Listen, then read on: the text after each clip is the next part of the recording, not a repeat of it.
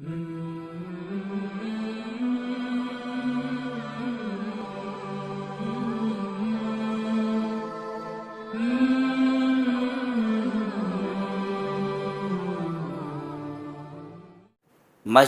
حرام سے یعنی خانہ کعبہ سے بیت المقدس تک، یعنی یہ سفر ایک مسجد سے شروع ہوا ہے اور ایک مسجد پر ختم ہو گیا۔ پہلی بات تو یہ معلوم۔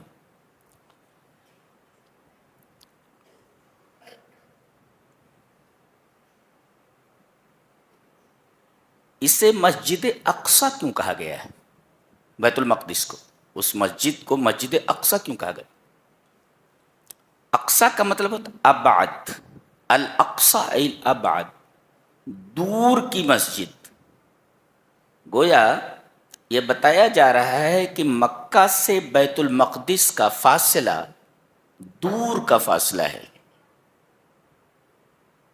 یہ فاصلہ کتنے دنوں کا ہے؟ بتایا گیا کہ یہ 40 دن کا فاصلہ ہے، 40 دن کی مسافت ہے۔ مکہ سے بیت الحرام سے مسجد اقصی تک کا جو سفر ہے وہ تقریباً 40 دنوں کا ہے۔ اسی وجہ سے اس مسجد کو دور کی مسجد کہا گیا، اقصی ای الابعد، ویری فار فرام مکہ۔ تو زمین سے زمین کا جو سفر ہے وہ اسرا کہلاتا ہے، مکہ سے فلسطین تک، جیروشلم تک، یہ سفر زمین سے زمین کا ہے۔ پھر بیت المقدس سے آسمانوں تک کا سفر معراج کہا جاتا ہے۔ اللہ تبارک و تعالیٰ نے اس کا تذکرہ سورہ نجم میں فرمایا ہے، یہاں اسرا کا بیان ہو رہا ہے۔ یقول بعض الناس ان الرحلۃ کانت رحلۃ منامیۃ، بعض لوگ کہتے ہیں کہ یہ جو سفر ہے یہ خواب کا سفر ہے۔ فأین المعجزہ فی کونہا منامیۃ، تو اس میں معجزہ کہاں ہوا؟ خواب میں تو آدمی کچھ بھی دیکھ سکتا ہے۔ اس کا مطلب یہ ہوا کہ یہ جو سفر ہے یہ جسد مع روح ہے،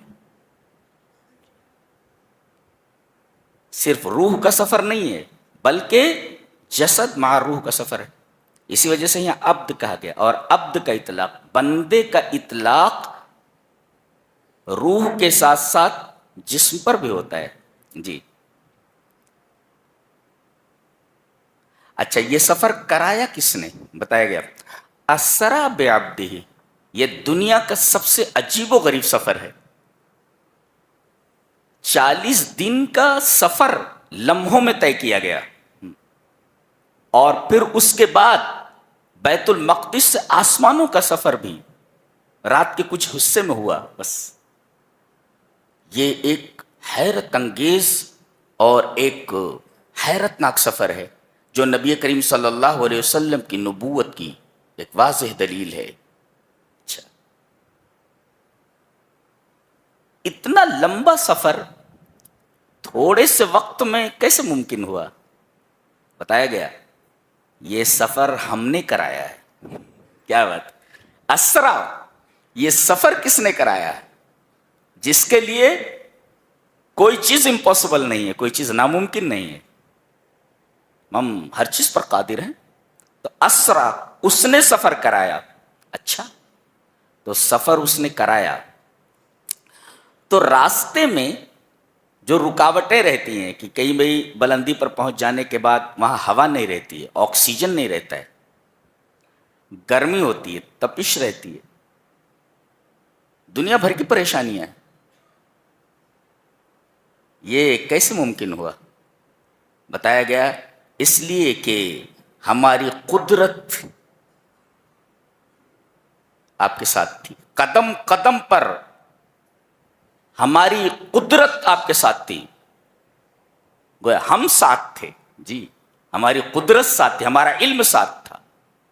یہ ممکن اس وجہ سے ہوا، اسی وجہ سے بے لایا گیا، بے بے الصاق کے لیے، یعنی ہم آپ کے ساتھ تھے، کیا مطلب؟ یعنی ہماری قدرت، ہمارا علم قدم قدم پر ہر ہر لمحے آپ کے ساتھ تھا. اچھا، اور یہاں کہا گیا اپنے بندے کو سیر کرایا. اپنا بندہ، یہاں جو اضافت ہے اضافت تشریفی ہے. اللہ اکبر، میرا بندہ. اچھا، یہاں یہ نہیں کہا لم یقل اسری بنبیہ، لم یقل اسری برسولہ، بل قال اسری بعبد. یہاں یہ نہیں کہا کہ ہم نے اپنے رسول کو سیر کرایا، یہ نہیں کہا ہم نے اپنے نبی کو سیر کرایا، بلکہ یہ کہا کہ ہم نے اپنے بندے کو سیر کرایا. کیا مطلب ہے اس کا؟ مطلب یہ ہے کہ کوئی یہ نہ سمجھے کہ اتنی بلندی پر جانے کے بعد آپ بشریت کے دائرے سے نکل گئے، کچھ اور ہو گئے. بتائیے جا رہا، اتنی بلندی پر جانے کے بعد بھی لم یخرج من اطار العبودیہ، اتنی بلندی پر جانے کے بعد بھی آپ عبدیت کے دائرے سے باہر نہیں آئے. اب بھی آپ عبد ہی ہیں، معبود نہیں ہو سکتے. لہذا اس خیال کا پورا رد ہوا کہ کہتے ہیں وہی جو مستوی عرش تھا خدا ہو کر، وہی جو مستوی عرش تھا خدا ہو کر، اتر پڑا ہے مدینے میں مصطفیٰ ہو کر. یہ آیت کریمہ اس خیال کی تردید کرتی ہے. ان کا تو کہنا یہی ہوا جو عرش پر ہے وہی مدینے میں ہے، یعنی دونوں ایک ہی ہیں. ایسا نہیں ہوا، بلکہ معبود معبود ہے، عبد عبد ہے. اتنی بلندی پر جانے کے بعد بھی میرا رسول لم یخرج من حیز العبودیہ، عبدیت کے دائرے سے باہر نہیں نکلا. اس وجہ سے یہاں اللہ تبارک و تعالی نے عبد کی اضافت اپنی طرف فرمائی ہے اور لفظ عبد استعمال کیا ہے. نبی اور رسول کا لفظ یہاں استعمال نہیں فرمایا. اچھا، اور اتنا لمبا سفر کتنی دیر میں طے ہوا؟ لیلن، عربی میں اس کو نکرہ کہتے ہیں. نکرہ، نکرہ کبھی کبھی تقلیل کے آتے، تقلیل یعنی کم کرنے کے لیے، یعنی پوری رات نہیں لگی. لم یستغرق اللیل کلہ، پوری رات نہیں لگی، بلکہ لیلن یعنی بجزء قلیل من اللیل، رات کے ایک مختصر حصے میں، تھوڑے سے حصے میں اتنا لمبا سفر ہو گیا. اللہ، یہ ایک حیرت ناک سفر ہے. دنیا میں ایسا سفر آج تک نہیں ہوا ہے. اسی وجہ سے اللہ تبارک و تعالی نے اس آیت کریمہ کا آغاز سبحانہ سے کیا ہے. پاک ہے وہ، ہر چیز پر قادر ہے وہ، پاک ہے وہ. تو سبحان الذی اسری بعبدہ، پاک ہے وہ ذات جس نے سیر کرایا اپنے بندے کو رات کے ایک تھوڑے سے حصے میں. پوری رات بھی نہیں لگی اتنے لمبے سفر میں. کہاں سے کہاں تک؟ من المسجد الحرام الی المسجد الاقصی. ایک تو زمین سے زمین کا سفر ہے، 40 دنوں کا سفر ایک مختصر سے وقت میں طے ہو گیا. یہ زمین سے زمین کا سفر ہے. پھر اس کے بعد بیت المقدس سے آسمانوں کا سفر الگ ایک سفر ہے جس کو معراج کہتے ہیں. اب بتایا جا رہا ہے یہ جہاں آپ پہنچے ہیں، کہاں؟ بیت المقدس. آپ کو ایک مسجد سے دوسری مسجد تک کیوں لایا گیا؟ پہلے ڈائریکٹ آپ کو مسجد حرام سے آسمان پر اٹھایا جاتا، بیت المقدس لانے کی کیا ضرورت ہے؟ اس لیے کہ خانہ کعبہ کا بڑا گہرا تعلق بیت المقدس سے ہے. اس لیے کہ بیت المقدس تمام انبیاء کرام کی مسجد رہی ہے. اور بتایا گیا کہ ان دونوں مسجدوں میں ایک چیز قدر مشترک ہے. کیا؟ کہ تمام انبیاء کرام نے توحید کی دعوت دی ہے. تو توحید کا جو تعلق ہے وہ اس مسجد کا اس مسجد سے بڑا گہرا ہے. کیا بات! اور فرمایا یہ جو جگہ ہے بیت المقدس، پتہ نہیں کیا حال ہے ابھی. اللہ نے فرمایا الذی بارکنا حولہ، ہم نے اس کے ارد گرد برکتیں رکھ دی ہیں. کیا بات! برکتوں کی 2 قسمیں، برکات روحانیہ اور برکات دینیہ. برکات دینیہ روحانیہ اور برکات دنیاویہ. دنیاوی برکتیں بھی اور دینی برکتیں بھی. دینی برکت کیسے؟ بیت المقدس کے ارد گرد کی جو جگہ ہے، یہ جگہ مقرن للانبیاء، یہ انبیاء کرام کے رہنے کی جگہ تھی. یعنی بیت المقدس جو ہے، جو مسجد ہے، مسجد کے ارد گرد کو ہم نے مبارک بنایا. کیوں؟ اس لیے کہ یہ انبیاء کرام کے ٹھہرنے کی جگہ تھی، اور جہاں انبیاء کرام جیسی مقدس ہستیاں ٹھہریں وہ چیز مبارک ہو جایا کرتی ہے، چیز پاک ہو جاتی. دیکھیے بارک. اور نعمت دنیاویہ ہم نے رکھی ہے. آپ چاروں طرف دیکھیں بیت المقدس کے پورے فریش، کہیں نہریں بہ رہی ہیں، دور دور تک ہریالی ہی ہریالی ہے، پھل فروٹ کے بے شمار درخت آپ کو نظر آئیں گے، نہریں بہ رہی ہیں، پانی کی کمی نہیں ہے، پھلوں کی کمی نہیں ہے، کھیتیوں کی کمی نہیں ہے. تو دنیاوی برکتیں بھی اللہ تبارک و تعالی نے اس کے اطراف میں رکھی ہیں. بارکنا حولہ، حول کا مطلب ہوتا ہے سراؤنڈنگ. جی، پورے سراؤنڈنگ میں ہم نے برکتیں رکھی ہوئی ہیں. یہ برکتیں دینی بھی ہیں اور دنیاوی بھی ہیں. دینی اس وجہ سے کہ یہ انبیاء کرام کے ٹھہرنے کی جگہ ہے، اور انبیاء کرام جیسی مبارک ہستیاں جہاں ٹھہریں وہ جگہ مبارک ہو جاتی ہے، برکت والی ہو جاتی ہے. اور دنیاوی برکتیں ایسی ہیں کہ کیا نہیں ہیں وہاں. تمام پھل فروٹ کے درخت ہیں، نہریں بہ رہی ہیں. اللہ تبارک و تعالیٰ نے دنیاوی برکتیں بھی بہت رکھی. اب یہ اتنا لمبا سیر کیوں کرایا اللہ نے؟ سوال پیدا ہوا نا. زمین سے زمین کا سفر، مسجد حرام سے بیت المقدس تک 40 دنوں کا سفر ایک لمحے میں، اور پھر وہاں سے آسمانوں کا سفر.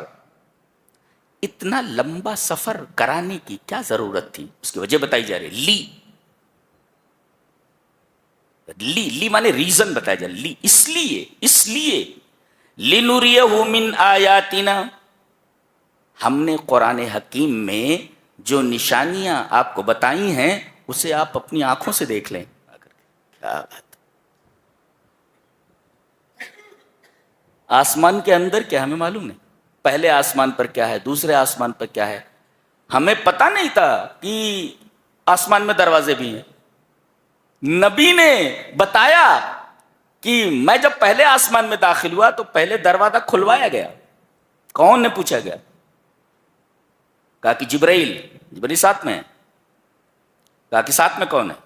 کہا کہ محمد صلی اللہ علیہ وسلم. کہا بلائے گئے ہیں؟ جی ہاں بلائے گئے. دروازہ کھول دیا.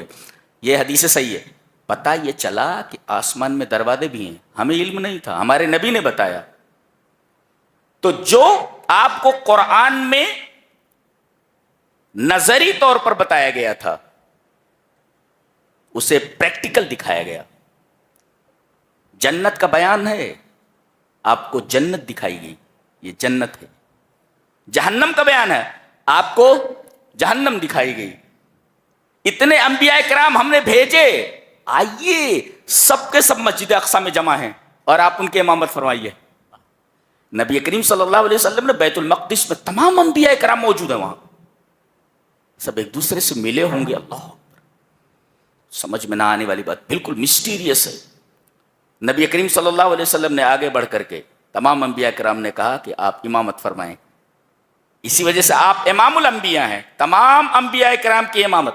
یہ ایک طرف تو آپ کے رفعت قدر کی طرف، آپ کی عظمت کی طرف اشارہ ہے، اور دوسرے جیسے آپ کا مقام بہت بلند ہے اس لیے کہ آپ انبیاء کے امام بنے. وہیں آپ کی جو امت ہے تمام امتوں سے زیادہ عظمت والی ہے. آپ سب سے عظیم رسول ہیں، اور آپ کی امت بھی تمام امتوں سے زیادہ عظیم ہے. اور عجیب بات تو یہ ہے کہ آخر الامم عصراً، سب سے آخر میں یہ امت آئی ہے. کون؟ ہم لوگ. لیکن تمام امتوں سے افضل ہیں ہم. اگرچہ ہم آخر میں آئے، زمانے کے اعتبار سے ہم آخر میں ہیں، مگر مرتبے اور فضیلت اور عظمت کے اعتبار سے ہم تمام امتوں سے بڑھ کر کے.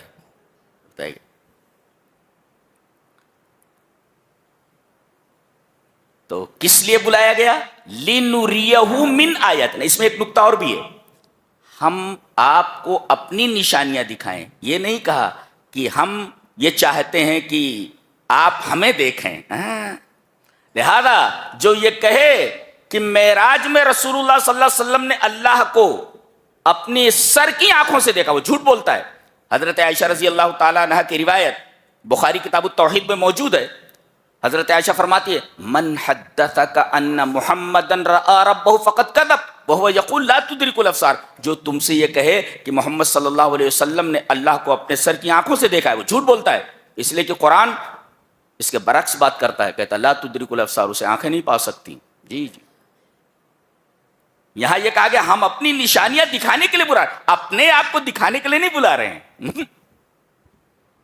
ہم اپنی نشانیاں دکھانے کے لیے آپ کو بلا رہے ہیں. اگر ایسی بات ہوتی تو اتنی اہم بات کو کیوں چھوڑا جاتا، یہ ذکر کر دیا جاتا کہ ہم اپنی نشانیاں دکھانے کے لیے بلا رہے ہیں، اور ہم اس لیے بھی بلا رہے ہیں کہ آپ مجھے دیکھیں. اس کا تذکرہ تو ہے ہی نہیں، صرف نشانیوں کے دکھانے کا ذکر ہے. یہ دیکھ، اور انہ هو السمیع البصیر، وہ سننے والا بھی ہے اور دیکھنے والا بھی. یہ صفتیں کیوں لائی گئی؟ اس کے بعد اب جب جائیں گے اور لوگوں کے سامنے یہ واقعہ بیان کریں گے کہ میں رات کے ایک حصے میں مکہ سے بیت المقدس گیا، وہاں سے آسمانوں کا سفر میں نے کیا، کوئی آپ پر یقین نہیں کرے گا، کوئی آپ پر یقین نہیں کرے گا. تو اللہ نے فرمایا وہ السمیع، سننے والا ہے، کہ کون آپ کی تصدیق کرتا ہے. جیسے حضرت صدیق، آپ کی بیوی محترمہ حضرت خدیجۃ الکبریٰ رضی اللہ تعالی عنہ، کون تصدیق کرتا ہے اور کون آپ کی تکذیب کرتا ہے، یہ ہم سن رہے ہیں، سننے والے ہیں. اور بصیر، اور ہم دیکھ رہے ہیں کہ جو جس سزا کا مستحق ہے ہم اس کو سزا دیں گے، اور جو جس جزا کا مستحق ہے ہم اسے جزا دیں گے. اب غور سے دیکھیں، یہاں تذکرہ ہو رہا ہے اسرا کا، جو ایک حیرت انگیز سفر ہے. فوراً موسیٰ علیہ السلام کا ذکر ہوا کہ ہم نے انہیں کتاب دی. غور سے، ہم بہت غور سے یہ ذہن میں بٹھا کر جاؤ آج. وَآتَيْنَا مُوسَى الْكِتَابَ وَجَعَلْنَاهُ هُدًى لِبَنِي إِسْرَائِيلَ أَلَّا تَتَّخِذُوا مِن دُونِي وَكِيلًا. ہم نے موسیٰ کو کتاب دی، تورات. غور سے، وَجَعَلْنَاهُ هُدًى، اور ہم نے تورات کو، جو موسیٰ کی کتاب ہے، جو موسیٰ کے اوپر نازل ہوئی، اسے ہم نے ہدایت بنایا. کس کے لیے؟ لبنی اسرائیل، بنی اسرائیل کے لیے. اور یہ کہا گیا اللہ تتخذوا من دونی وکیلا، میرے علاوہ تم کسی کو کارساز نہ بناؤ. آج لندن اور امریکہ کو وکیل بنا کر کے بیٹھے ہیں. کہا گیا تھا اللہ تتخذوا من دونی وکیلا، انہی کے بھروسے جی رہے ہیں. میرے علاوہ کسی کو کارساز مت بنانا. جی، اور مان بات یہ دیکھیں، یہاں پر یہ تذکرہ ہوا کہ ہم نے موسیٰ کو کتاب دی، یعنی تورات. اور آگے کہا جا رہا ہے، اللہ، بڑی عجیب بات ہے، ان ھذا القرآن یہدی للتی ہی اقوم، اور یہ قرآن ہدایت دیتا ہے سب سے زیادہ سیدھی چیز کی طرف. تورات کے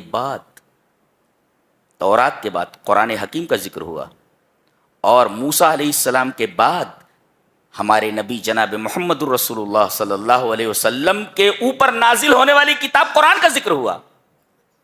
کیا بتایا جا رہا ہے؟ تورات کو اور قرآن کو جمع کر کے کیا بتایا جا رہا ہے؟ بتایا یہ جا رہا ہے کہ قرآن حکیم کے بعد سب سے افضل کتاب تورات ہے، یہ بتایا گیا. اور دوسرے، ان لوگوں نے تورات کو پس پش ڈال دیا تو ان کو عظمت کے اسٹیج سے اتار دیا گیا اور ذلت و خواری ان کے اوپر اڈیل دی گئی. تو تورات دی گئی, انہوں نے تورات کو اپنے پیٹھ کے پیچھے ڈال دیا تو یہ ذلیل ہوئے. تم بھی اگر ہمارے نبی کے دیے ہوئے قرآن کو چھوڑو گے تو یہودیوں کی طرح ذلیل و خوار ہو جاؤ گے. یہ بتایا گیا. یہودی ذلیل و خوار ہوئے موسیٰ پر اترنے والی کتاب تورات کو چھوڑ دینے کی وجہ سے. تو مسلمانوں میں کوئی سرخاب کا پر نہیں لگا ہوا ہے کہ وہ قرآن کو چھوڑ دیں گے تب بھی انہیں عزیز رکھا جائے گا, انہیں بھی ذلیل کر دیا جائے گا جیسے یہودیوں کو ذلیل کیا گیا.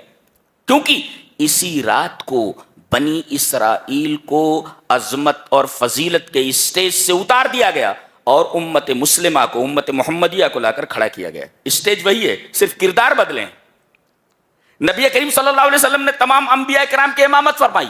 پتہ یہ چلا اب تمام انبیاء کرام آپ کے مقتدی ہیں اور تمام انبیاء کرام کی شریعتیں منسوخ ہو چکی ہیں. اب قیامت تک ایک ہی شریعت چلے گی, وہ ہے جناب محمد رسول اللہ صلی اللہ علیہ وسلم پر اترنے والی شریعت, یہ چلے گی.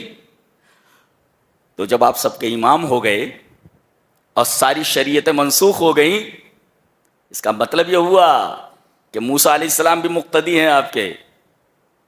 بنی اسرائیل کو فضیلت کے اس اسٹیج سے اتار دیا گیا ہے اس رات کو, اور اس اسٹیج کے اوپر مسلمانوں کو لا کر کھڑا کر دیا گیا, امت محمدیہ کو, یہ بتاتے ہوئے کہ ان کو اس وجہ سے ہم نے فضیلت کے اسٹیج سے اتارا کیونکہ انہوں نے تورات چھوڑ دی تھی.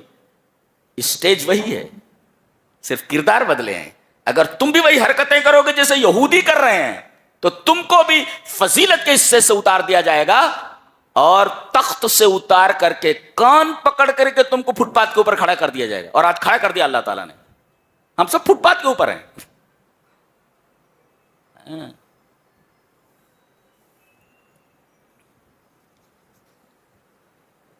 تو یہ تھا کہ حضرت موسیٰ علیہ السلام کے تذکرے کے بعد, تورات کا تذکرہ کرنے کے بعد قرآن حکیم کا تذکرہ کیوں کیا گیا. انہوں نے تورات کو چھوڑا تو ذلیل ہوئے, تم قرآن کو چھوڑو گے ذلیل و خوار ہو جاؤ. اسی وجہ سے تورات کو اور قرآن کو ایک ساتھ ذکر فرمایا گیا یہاں پہ. اب آگے دیکھیے, یہ بنی اسرائیل, وَقَضَيْنَا إِلَى بَنِي إِسْرَائِيلَ فِي الْكِتَابِ لَتُفْسِدُنَّ فِي الْأَرْضِ مَرَّتَيْنِ وَلَتَعْلُنَّ عُلُوًّا كَبِيرًا. ایک ہسٹوری ہے, ایک تاریخ ہے. ہر نوجوان کو یہ تاریخ جاننا ضروری ہے. یہودیوں کی, مسلمانوں کو چاہیے کہ وہ اپنی تاریخ سے جڑے رہیں, اپنے ماضی سے جڑے رہیں.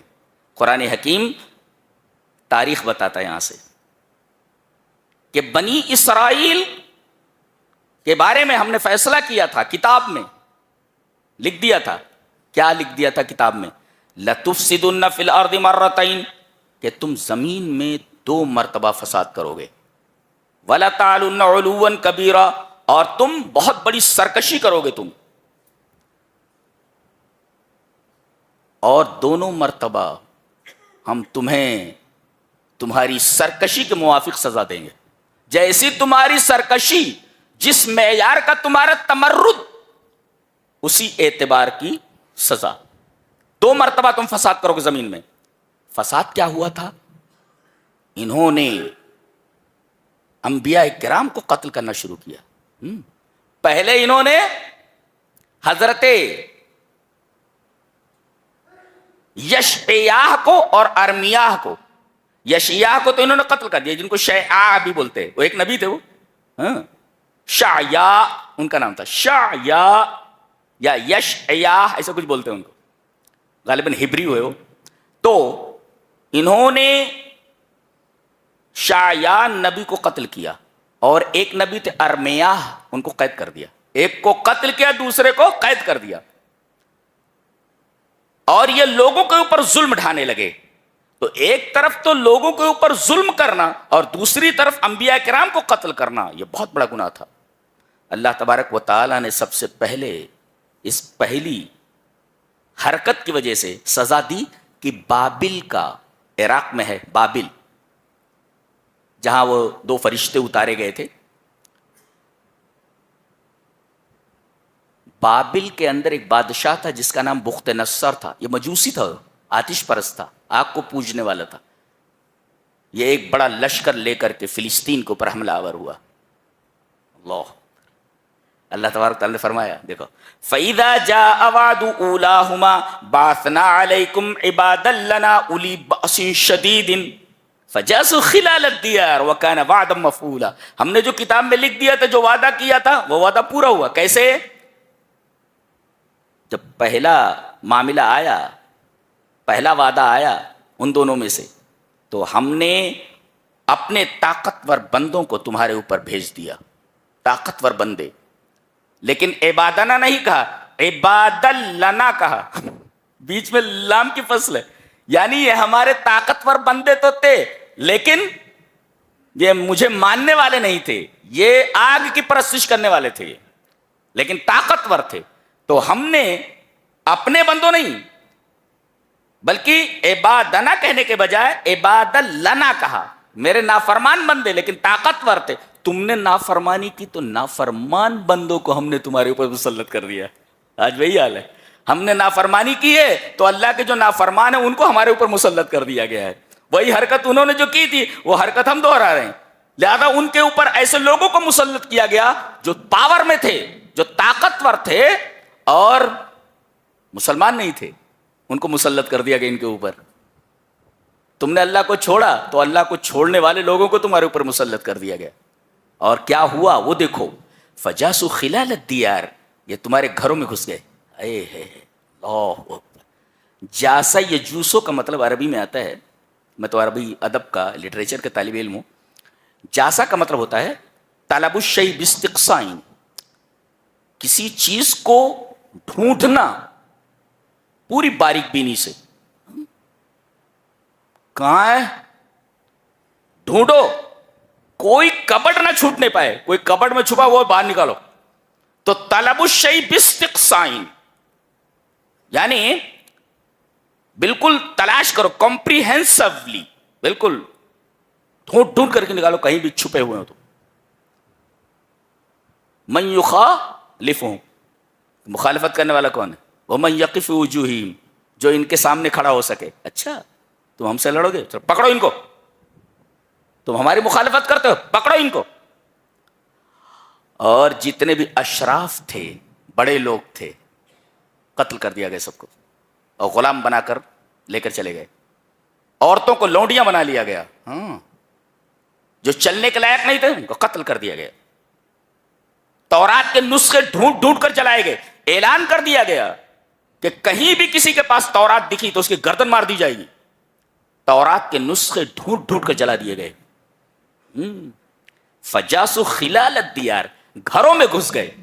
اندازہ لگا یہ جاسو کا مطلب ہوتا ہے آ رہے ہیں جا رہے ہیں، یجیئون یذهبون، یجیئون یذهبون، یعنی کوئی پردہ نہیں ہے. کسی عورت کو پکڑ لے جا رہے ہیں، لڑکی کو پکڑ لے جا رہے، اوف نہیں کر سکتے آپ. بھائیوں کے سامنے، باپ کے سامنے بہن کا ریپ ہو رہا ہے، بول نہیں سکتے تم. اللہ اکبر. خوفناک سزا دی گئی ان کو. فیدا جب روح کانپ اٹھتے، روح کانپ اٹھی. دیکھو اللہ، میری طبیعت پریشان ہو رہی ہے. دیکھو تو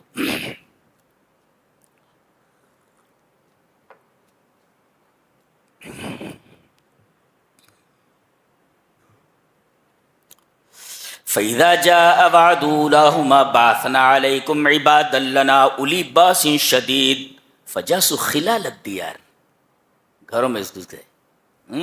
وَكَانَ وَعْدًا مَّفْعُولًا، یہ پہلا وعدہ اللہ کا پورا ہو کر رہا.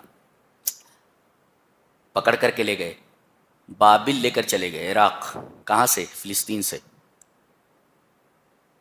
اور 100 سال تک یہ مجوسی، یہ آتش پرست ان کو غلام بنا کر رکھے ہوئے تھے. 100 سال تک، ایک پوری صدی گزر گئی ان کی غلامی میں. مجوسیوں کی غلامی کرتے رہے 100 سال تک. پھر اللہ تبارک و تعالیٰ نے ان کے اوپر رحم فرمایا، روئے، گڑ گڑائے، معافی مانگی اللہ سے. تو ایران کے بادشاہ سائرس کو اللہ نے بابل کی طرف یعنی دل میں بات ڈالی کہ جاؤ.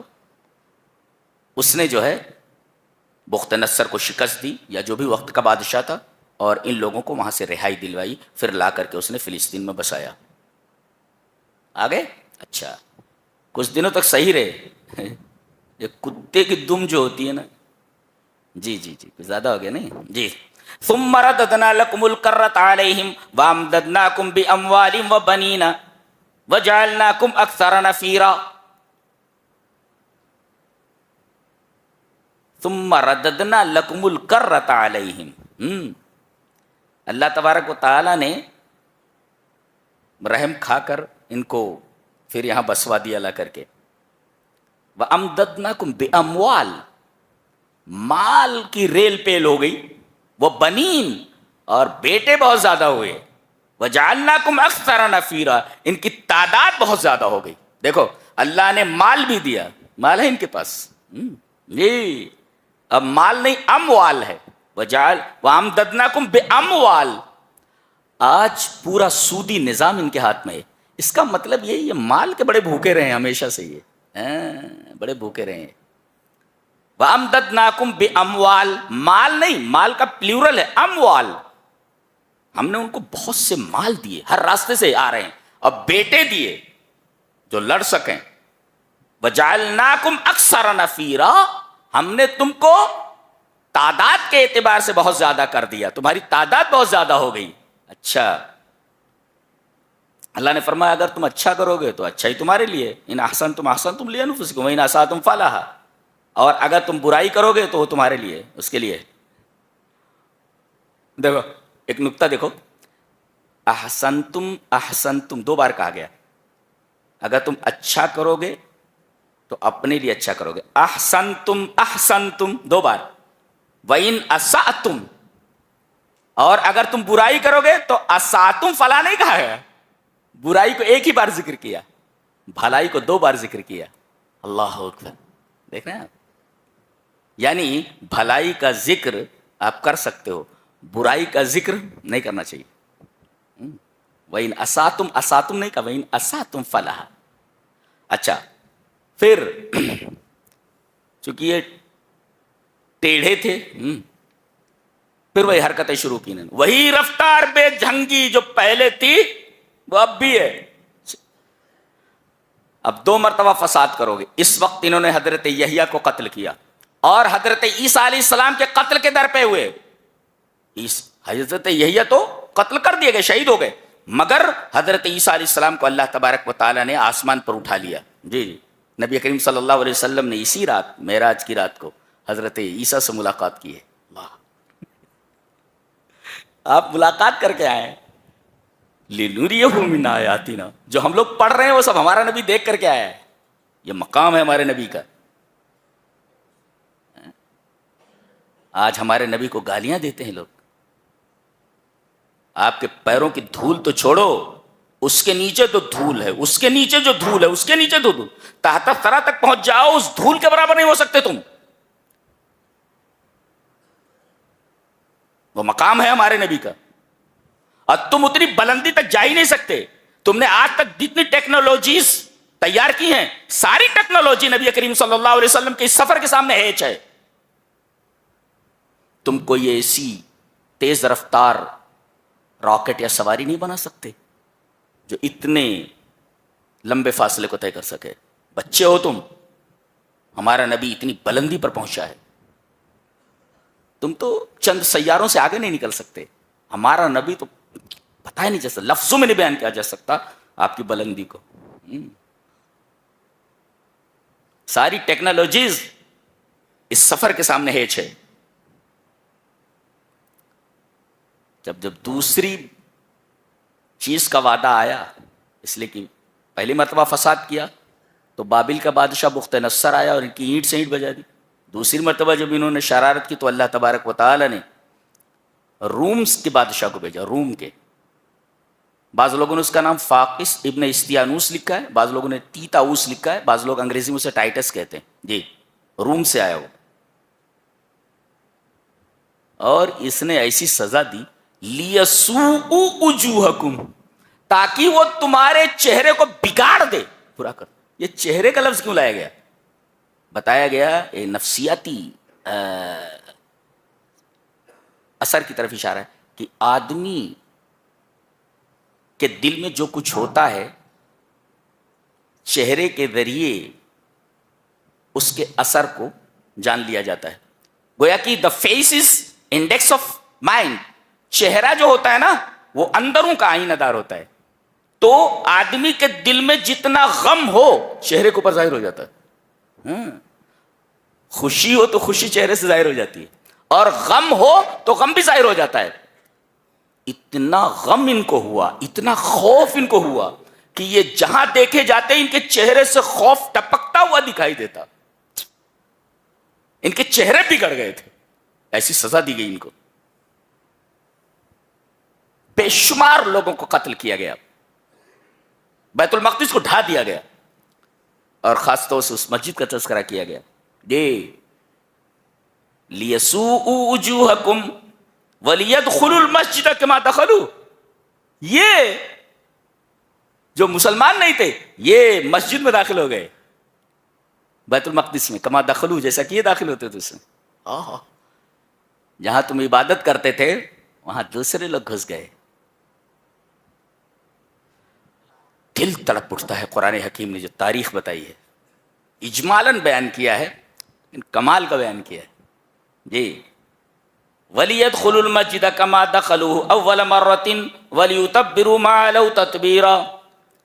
پہلے جو لوگ آئے تھے وہ بھی مسجد میں گھس گئے تھے, اور اس مرتبہ بھی یہ مسجدوں میں گھس گئے.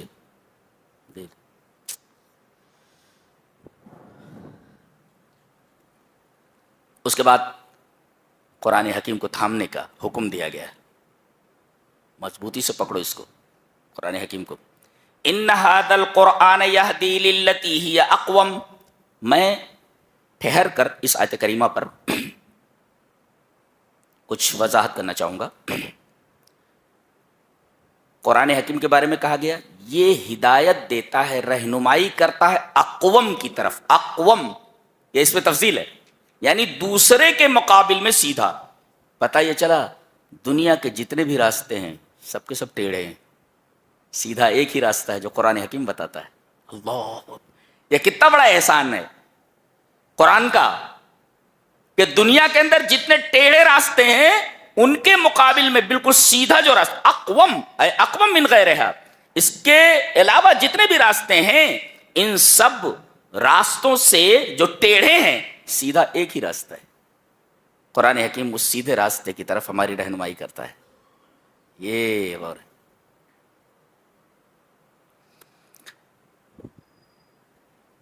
قتادہ نے کہا ہے اس کے بارے میں بڑی پیاری بات ایک صاحب نے کہی ہے, ان ھذا القرآن یہدی للتی ہی اقوم. پہلی چیز تو یہ کہ تمام راستے ٹیڑھے ہیں اور یہ سیدھے راستے کی طرف یہ سیدھا راستہ کون سا ہے اس کی طرف رہنمائی کرتا ہے. اچھا, دوسرے وَيُبَشِّرُ الْمُؤْمِنِينَ الَّذِينَ يَعْمَلُونَ الصَّالِحَاتِ, اور خوشخبری دیتا ہے ان کو جو توحید کے ساتھ عمل میں بھی لگے ہوئے ہیں. بعض لوگ توحید کے اوپر تکیہ کیے ہوئے ہیں کہ ہمارے پاس توحید ہے ہم کو عمل کرنے کی ضرورت نہیں ہے. یہاں بتایا گیا کہ توحید کے ساتھ ساتھ تمہاری زندگیوں میں نیک اعمال بھی ہونے چاہیے. وَيُبَشِّرُ الْمُؤْمِنِينَ الَّذِينَ يَعْمَلُونَ الصَّالِحَاتِ. تو اگر آپ توحید کے ساتھ ساتھ نیکی کے کاموں پر کاربند ہیں, آپ کا مقام ان لہم اجرا کبیرا. اجرا کبیر ای الجنہ, یعنی سب سے بڑا اجر آپ کو دیا جانے والا ہے اور سب سے بڑا اجر جنت ہے. اب یہ قرآن آپ کو سیدھے راستے پر لا کر کھڑا کر دے رہا ہے. اب مومنوں کو چاہیے کہ توحید پر کاربند رہیں اور نیک اعمال کرتے رہیں. نتیجہ ان لہم اجرا کبیرا, ان کے لیے سب سے بڑا اجر یعنی جنت ہے. اس کے بعد ایک بڑی حیرت انگیز بات بتائی جا رہی ہے, غور سے دیکھو. وَإِذَا أَرَدْنَا أَن نُهْلِكَ قَرْيَةً أَمَرْنَا مُتْرَفِيهَا فَفَسَقُوا فِيهَا فَحَقَّ عَلَيْهَا الْقَوْلُ فَدَمَّرْنَاهَا تَدْمِيرًا. ایک اصول ہے, ضابطہ ہے, ایک رول بتایا گیا ہے کہ جب ہم کسی بستی کو تباہ کرنے کا ارادہ کرتے ہیں کہ ہمیں اس بستی کو تباہ کرنا ہے, اس بستی کو ملیمیٹ کر دینا ہے, تو ہم کیا کرتے ہیں؟ امرنا مترفیہا, تو اس بستی کے جو خوشحال لوگ ہیں، مترف اے اب ترت النعمت وسعت العیش، یعنی مترف لوگ، مترف دیکھو، مترف امرنا مترف ہی ہے، تو ما معنی المترف؟ مترف کسے کہتے ہیں؟ مترف کہتے ہیں کہ نعمت نے اور فراخی عیش نے، زندگی کی کشادگی نے ان کو مغرور بنا دیا ہے اور اللہ کی نعمت سے ناشکری کرنا سکھا دیا ہے۔ تو اللہ کی نعمت کا شکر نہ ادا کرنے والے اور دولت جو ملی ہے، جو فراخی ملی ہے، اس پر تکبر کرنے والے لوگ، یہ دو چیزیں۔ آدمی کو جب فراخی عیش ملے، نعمت ملے، تو اس پر شکر کرنا چاہیے۔ انہوں نے نعمت کا شکر ادا نہیں کیا، بلکہ نعمت کے اوپر مغرور ہو کر کے دوسروں کے اوپر ظلم کرنے لگے۔ تو کیا ہوا؟ گناہ چند لوگ کر رہے ہیں نا، خوشحال لوگ، سزا کس کو دی جا رہی ہے؟ پورے گاؤں کو سزا دی جا رہی ہے۔ یہ بڑی حیرت انگیز بات نہیں دیکھ رہے آپ؟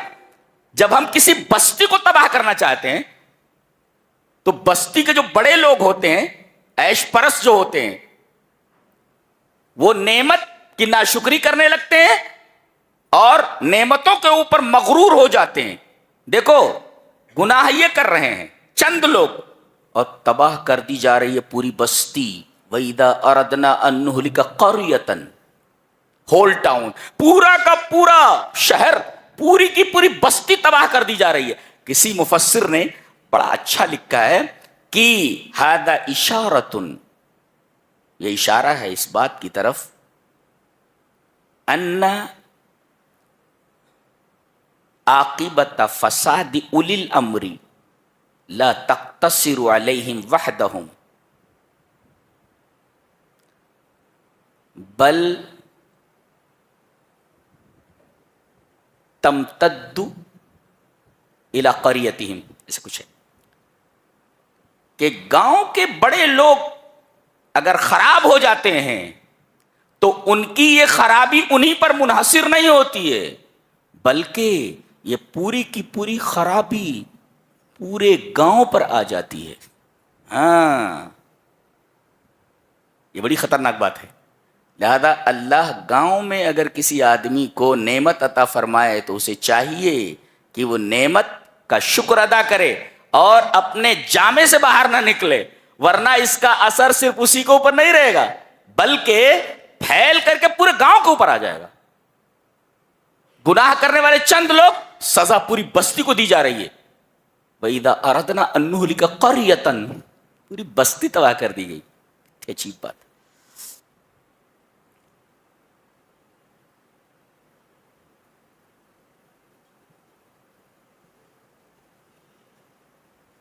اس کے بعد یہ بات ذہن میں بٹھاؤ، آگے آیت نمبر 20 سے آیت نمبر 37 تک کل 18 آیات ہیں۔ ریپیٹ کرتا ہوں، آیت نمبر 20 سے آیت نمبر 37 تک کل 18 آیات ہیں، اور ان 18 آیات میں 25 احکام ہیں، جن میں 12 کا تعلق منہیات سے ہے، روکا گیا نہیں کرنا ہے، اور 13 کا تعلق اوامر سے ہے کہ کرنا ہے۔ 13 احکام ایسے ہیں ڈو اٹ، اور 12 احکام ایسے ہیں کہ ڈونٹ ڈو اٹ۔ تو گویا کہ 13 احکام کا تعلق منہیات سے ہے اور 12 احکام کا تعلق اوامر سے ہے، کرنے کا ہے۔ اچھا،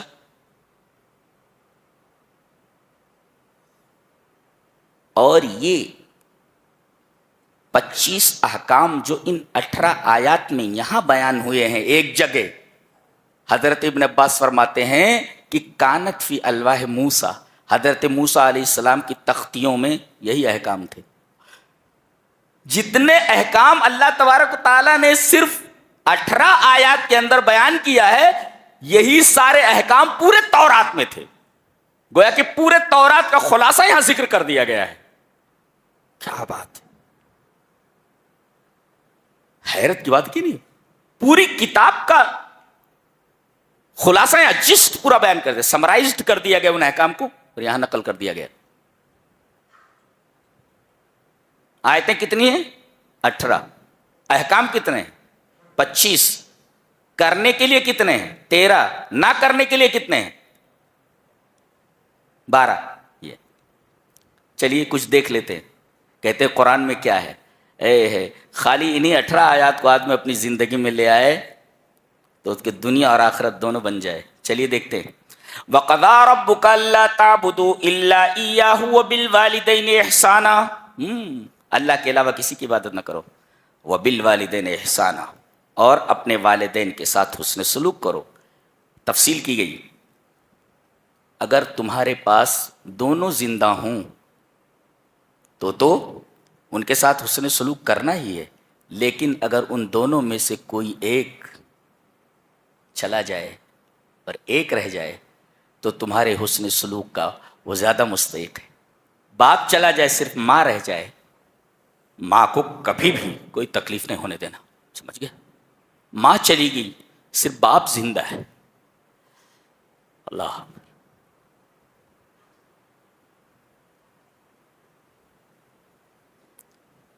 بہو سے کوئی تکلیف ہو گئی تو کم سے کم ماں بیان کر سکتی تھی اپنے شوہر سے، بڈھے سے۔ بوڑھے کو اگر بیٹے سے کوئی تکلیف ہو گئی تو اپنے جیون ساتھی سے، اس ہم سفر سے بیان کر سکتے۔ اب تو ایک چلا گیا، وہ دل کا درد بیان کرے تو کس سے کرے؟ دل کا درد بیان کرے تو کس سے کرے؟ دونوں ہوں تو حسن سلوک کے مستحق، ان میں سے ایک چلا جائے تو اور زیادہ آپ کے حسن سلوک کے مستحق، آپ کے بیٹوں سے زیادہ، آپ کی بیوی سے زیادہ یہ تمہاری توجہ کے مستحق۔ اللہ نے اسی بات کو ذکر فرمایا، کیا جذباتی اپیل ہے، اللہ جذباتی اپیل۔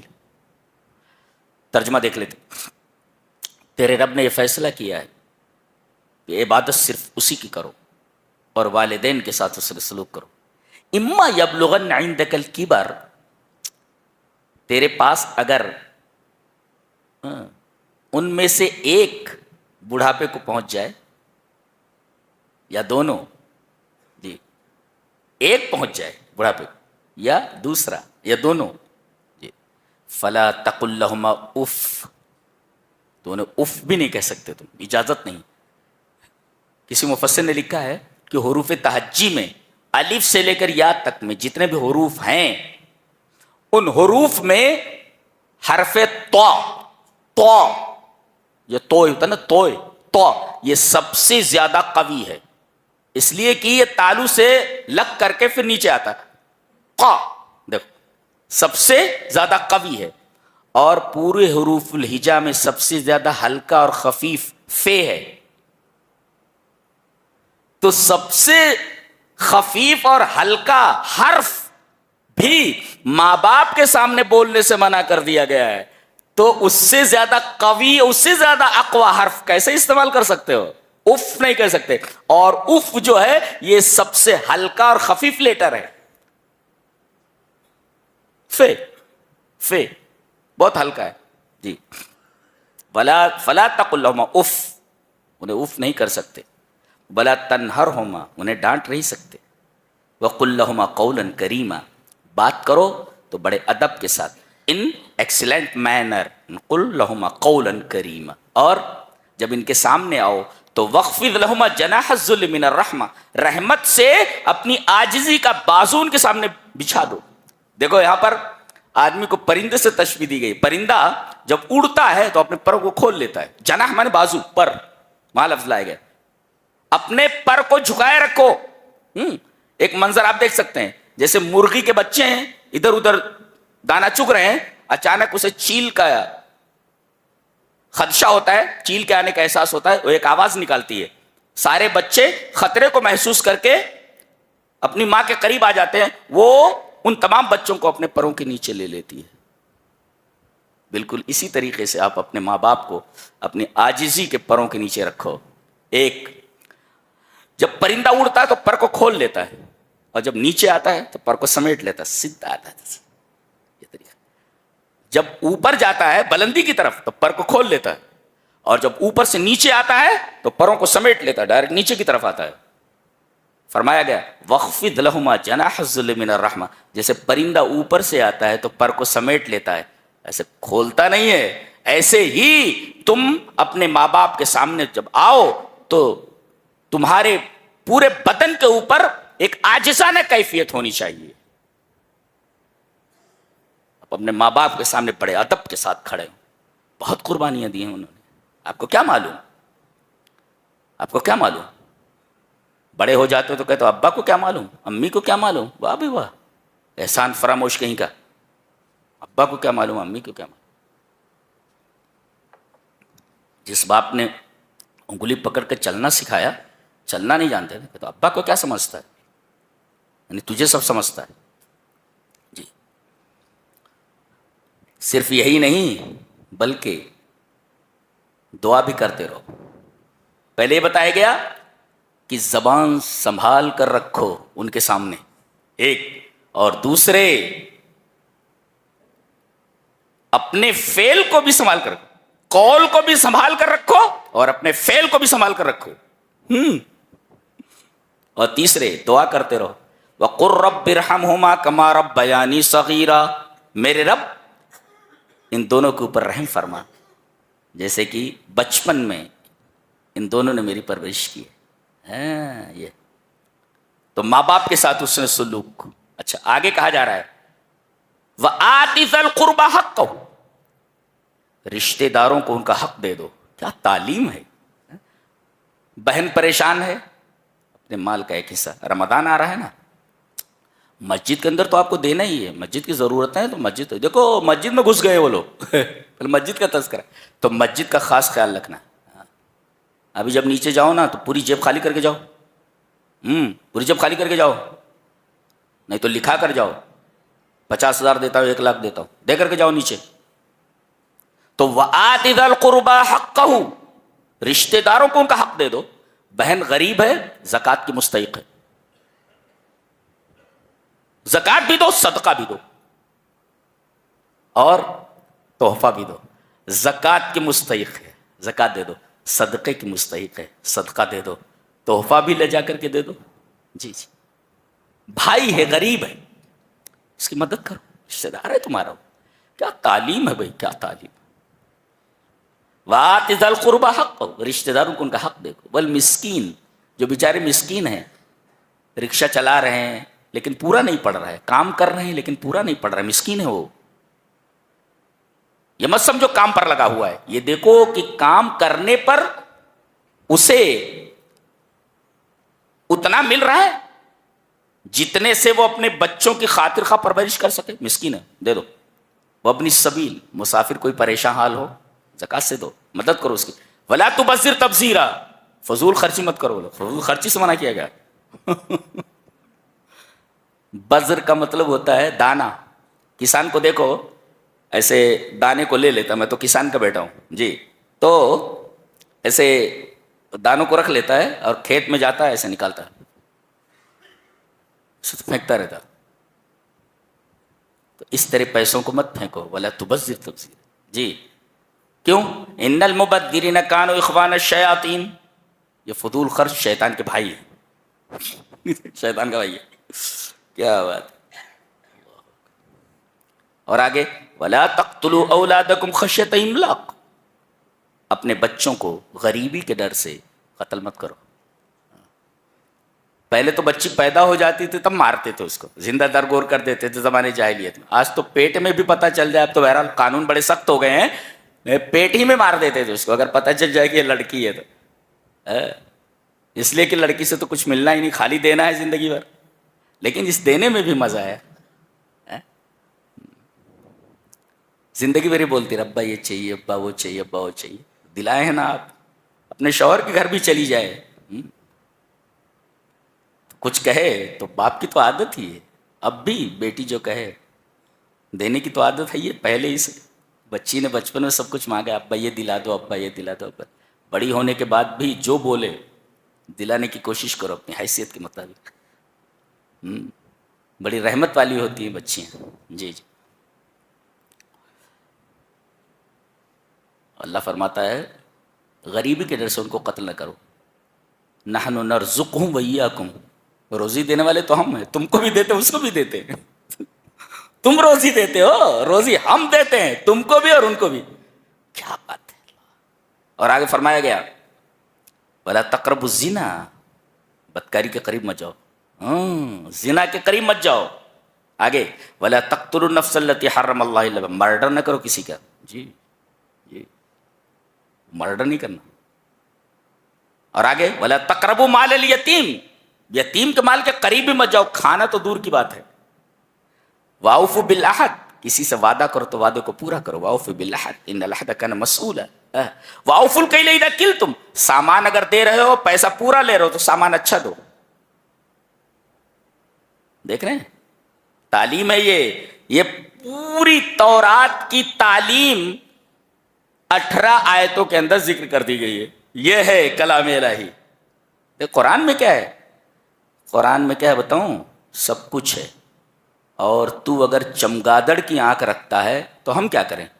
روشنی میں تجھے نظر نہیں آتا. شاعر نے بہت اچھا کہا ہے گر نبینت بروز شب پر چشم چشمہ آفتاب راچے گناہ. اگر دن میں چمگادڑ کو کچھ دکھائی نہیں دیتا تو اس میں سورج کا کیا خطا، سورج کا کیا گناہ ہے، سورج کی کیا خطا ہے؟ خطا تو تیری آنکھ کی ہے. تجھے قرآن حکیم میں اگر خرابیاں نظر آ رہی ہیں تو یہ تیری آنکھ کی خرابی ہے. گر نبینت بروز شب پر چشم چشمہ آفتاب راچے گناہ، کہ اگر تیری آنکھیں چمگادڑ کی آنکھیں ہیں اور دن میں کچھ چمگادڑ دیکھ نہیں سکتا تو اس میں آفتاب کے چشمے کا کیا گناہ ہے؟ سورج کو تو نکلنا ہی ہے. تیری آنکھوں کی خطا ہے یہ کہ تجھے روشنی میں کچھ نظر نہیں آتا. تو ایسے بہت سارے اندھے موجود ہیں، بہت سارے اندھے موجود ہیں جنہیں قرآن حکیم میں کچھ دکھتا نہیں.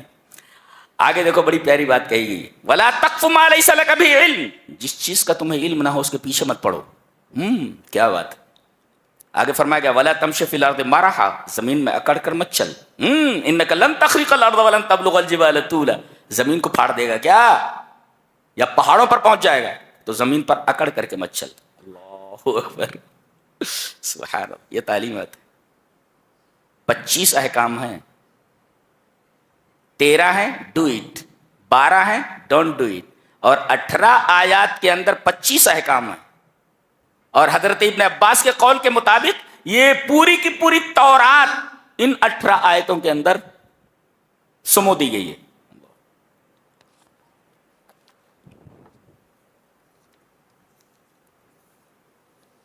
اللہ اکبر. ایک آیت کریمہ آگے آ رہی ہے بہت پیاری ہے. یوم ندعو کل اناس بامامہم، قیامت کے دن ہم تمام لوگوں کو ان کے امام کے ساتھ بلائیں گے. بعض لوگوں نے کہا کہ ہمارے امام جناب محمد رسول اللہ صلی اللہ علیہ وسلم. تو کون ہے جنہوں نے میرے نبی جناب محمد رسول اللہ صلی اللہ علیہ وسلم کو اپنا امام مانا ہے؟ وہ آ جائیں. ہم لوگ نبی کریم صلی اللہ علیہ وسلم کے جلوے میں آگے بڑھ رہے تھے. ہمارے امام آگے آگے ہیں، ہم پیچھے پیچھے ہیں. جنہوں نے فرعون کو امام بنایا تھا کہاں ہے وہ؟ فرعون کے ساتھ آ جائیں. کہاں ہے ہمارے نبی کے گستاخان؟ وہ آگے آ جائیں، ان کے مقتدی بھی ان کے پیچھے ہیں. تو اس دن ہم تمام لوگوں کو ان کے اماموں کے ساتھ بلائیں گے. تو امام کا ایک مطلب تو یہ ہے رہبر، اور دوسرے یہاں ایک مطلب اور بھی ہو سکتا ہے بکتابہم الذی انزل علیہم، ان کی وہ کتاب جو ان کے اوپر نازل ہوئی.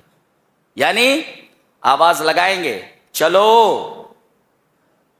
جنہوں نے قرآن کے اوپر عمل کیا ہے وہ آگے آ جائیں. اور ایک مطلب اور بھی ہے نامہ اعمال، ایسی کتاب جس کے اندر ان کا پورا کچا چٹھا لکھا ہوا ہے، چلو نامہ اعمال کے ساتھ آ جاؤ. وہ نامہ اعمال لایا جائے گا، دائیں ہاتھ میں دے دیا گیا تو کامیاب، بائیں ہاتھ میں دے دیا گیا تو ناکام. جی جی. ایک آیت کریمہ اور دیکھیں ومن کان فی ہذہ اعمی فهو فی الاخرۃ اعمی واضل سبیلا، جو دنیا میں اندھا رہا آخرت میں بھی اندھا رہے گا. ایک مفسر نے اس پر بڑا خوبصورت تبصرہ کیا ہے، کہتا ہے من کان فی ہذہ اعمی عن الاعتبار فهو فی الاخرۃ اعمی عن الاعتذار. بڑی خوبصورت بات کہی ہے.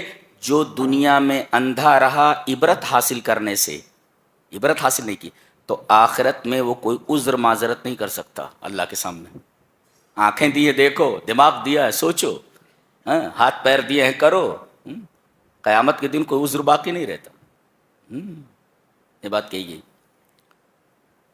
فرمایا گیا وَنُنَزِّلُ مِنَ الْقُرْآنِ مَا هُوَ شِفَاءٌ ما هو شفاء.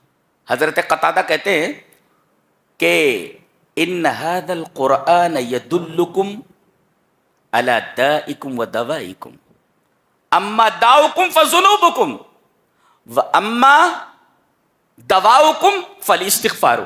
کہا کہ یہ قرآن بتاتا ہے تمہیں کہ تمہاری بیماری کیا ہے، اس لیے کہ شفا کا لفظ ہے نا شفا. حضرت قتادہ کہتے ہیں کہ قرآن شفا ہے. کیا مطلب؟ قرآن تمہیں یہ بتاتا ہے کہ تمہیں بیماری کیا ہے، اور یہ بھی بتاتا ہے کہ اس بیماری کی دوا کیا ہے. بتاتا ہے کہ تمہاری بیماری تمہارے گناہ ہے اور تمہاری دوا استغفار ہے، اللہ سے معافی مانگنا ہے. ایسی کتاب ہے کائنات میں. اللہ اندھوں کو اگر کچھ دکھائی نہ دے کہ کیسی کتاب ہے، کیا کہا جا سکتا ہے؟ اتنی پیاری کتاب بتائیے. اس کے بعد ایک سوال کا ایک عجیب سا جواب دیا جا رہا ہے. یسألونک عن الروح، واٹ از سول؟ روح کیا ہے؟ روح کیا ہے یہ پوچھا جا رہا ہے. غالباً یہ سوال یہودیوں کا ہے. وہ یہ سوال کرتے ہیں آپ سے کہ روح کیا ہے، واٹ از سول، روح کیا ہے. یہ بہت ہی دقیق اور بہت ہی الجھا ہوا اور گنجلک سوال ہے. کیا جواب دیا گیا؟ قل الروح من امر ربی، اے ہمارے حبیب آپ یہ بتا دو کہ روح میرے رب کے حکموں میں سے ایک حکم ہے. اچھا، ایک مفسر سے لکھتا ہے من جملتی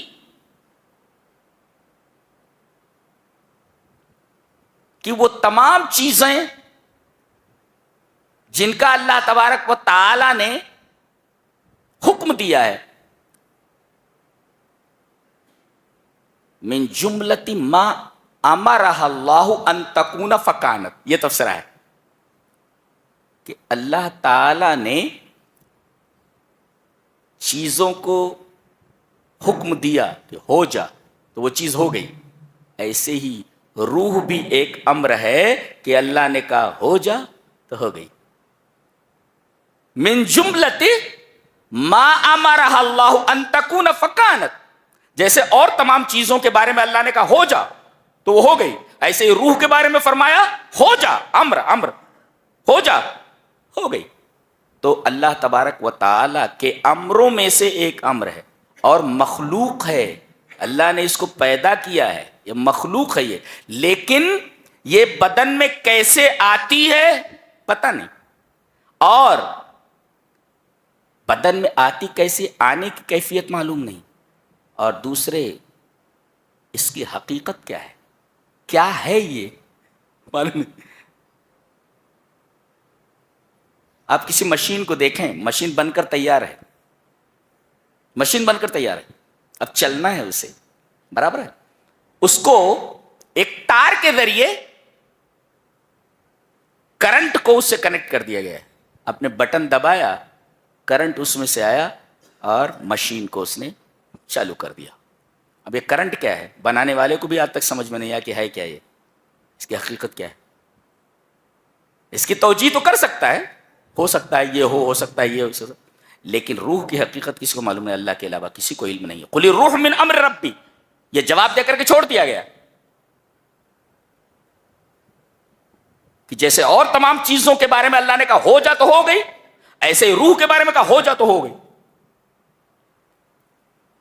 گویا روح کی حقیقت کے بارے میں سوال کیا گیا تھا، لیکن سوال غلط تھا. نبی کریم صلی اللہ علیہ وسلم نے ایسا جواب دیا جو اس کے لیے مفید تھا. لہذا کوئی آپ سے ایسا سوال کرے جو اس کے لیے مفید نہ ہو تو آپ اس سوال کے جواب میں کوئی مفید چیز بتائیں جو اس کے لیے نافع ہو. جی، تو روح اللہ کے حکموں میں سے وہ حکم ہے ایک، اور دوسرے روح کی حقیقت کیا ہے پتہ نہیں. روح بدن میں آتی کیسے معلوم نہیں، اس کی کن معلوم ہے، حقیقت معلوم نہیں. یہ دیکھیں جواب دیا گیا.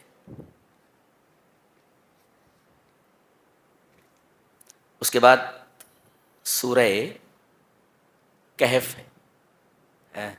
سورہ کہف ہے. اس میں 3 فتنوں کا بیان ہے. 3 فتنے ہیں یا 4 فتنے، چار. ایک ہے دین کا فتنہ، اور ایک ہے دولت کا فتنہ، مال کا فتنہ، اور ایک ہے علم کا فتنہ، اور ایک ہے اقتدار کا فتنہ. دین کے فتنے کا تعلق اصحاب کہف سے، اور مال کے فتنے کا تعلق اس نوجوان سے ہے جس نوجوان کا یہاں ذکر کیا گیا ہے کہ اس کا ایک باغ تھا اس کا. یہ مال کا فتنہ. اور کہتا تھا ما اظن ان تبید هذه ابدا، کہ یہ باغ کبھی بھی تباہ نہیں ہوگا. دیکھو، ایک ہے دین کا فتنہ، اس کا تعلق اصحاب کہف سے ہے کہ یہ ایمان والے ہو گئے. بادشاہ وقت نے ان کو پکڑوایا، بلایا، کہا کہ اپنے دین سے پھرو. تم نے کون سا دین قبول کر لیا ہے؟ آبا و اجداد کا دین چھوڑ کر کے. ہم تمہیں مہلت دیتے ہیں سوچنے سمجھنے کی.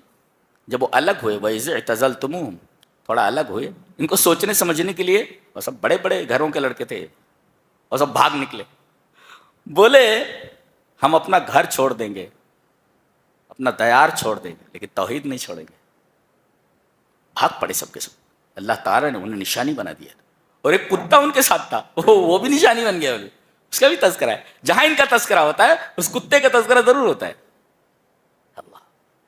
تو دین کا فتنہ، اس کا تعلق اصحاب کہف سے، اور مال کا فتنہ اس کا تعلق اس نوجوان سے ہے جس کا ذکر یہاں کیا گیا ہے کہ اس کا ایک باغ تھا. تذکرہ کیا گیا اس کا.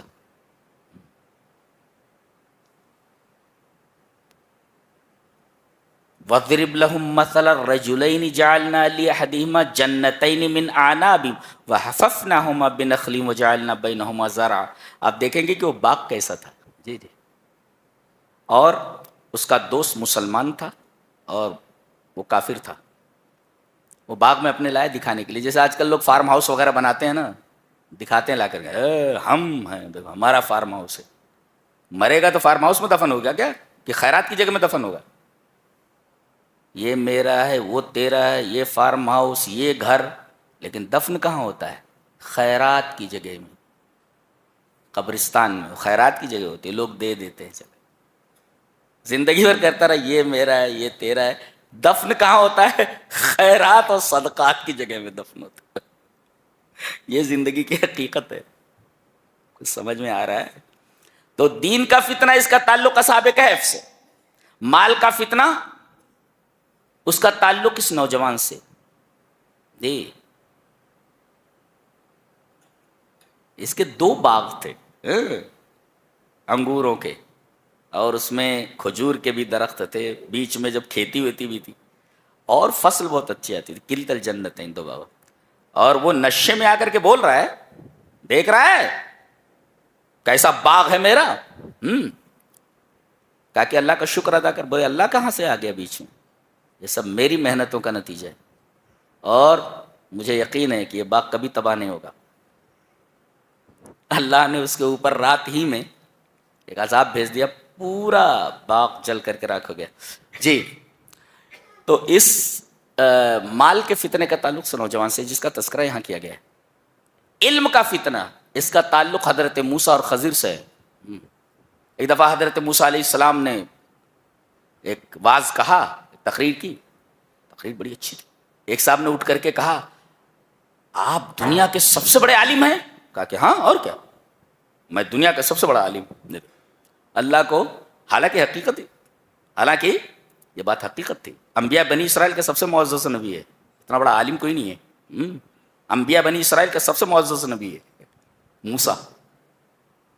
کہا کہ ہاں میں دنیا کا سب سے بڑا عالم ہوں. اللہ تبارک تعالیٰ کو ان کی یہ ادا پسند نہیں آئی. کہا کہ مجمع البحرین پہ جا، جہاں 2 دریاؤں کا سنگم ہے، وہاں میرا ایک بندہ ملے گا، جب پتہ چل جائے گا علم کہتے کس کو ہیں. ہم اس پر بعد میں بحث کریں گے. تو علم کا فتنہ اس کا تعلق موسیٰ اور خضر سے، اور اقتدار کا، حکومت کا فتنہ، اس کا تعلق ذوالقرنین سے ہے، جس کا بیان آگے آ رہا ہے.